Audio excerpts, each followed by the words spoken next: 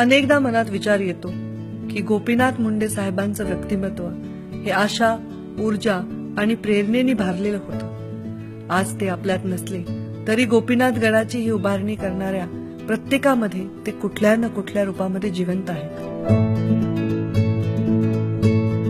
आज हेच जनसामान्य आहेत ज्यांनी मुंडे साहेबांना लोकनेता ही आगळी वेगळी ओळख दिली. या लोकांच्या परिश्रमामध्ये त्यांच्या संघर्षाची एक झलक दिसते.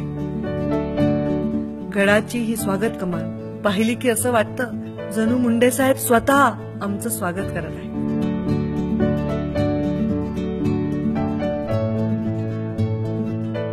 गडामध्ये तयार होत असलेलं हे कमळ पाहिलं की असं वाटतं की कमळाच्या या पाकळ्या म्हणजे जणू त्यांचा भूतकाळच प्रदर्शित करत आहेत.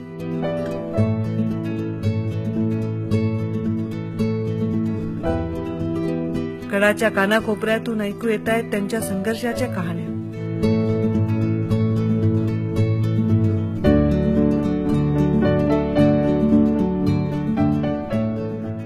त्यांच्या समाधीवर तेवत राहणारे दिवे येणाऱ्या पिढ्यांमध्ये नवी ऊर्जा निर्माण करण्यासाठी वचनबद्ध असल्याचं जाणवतं.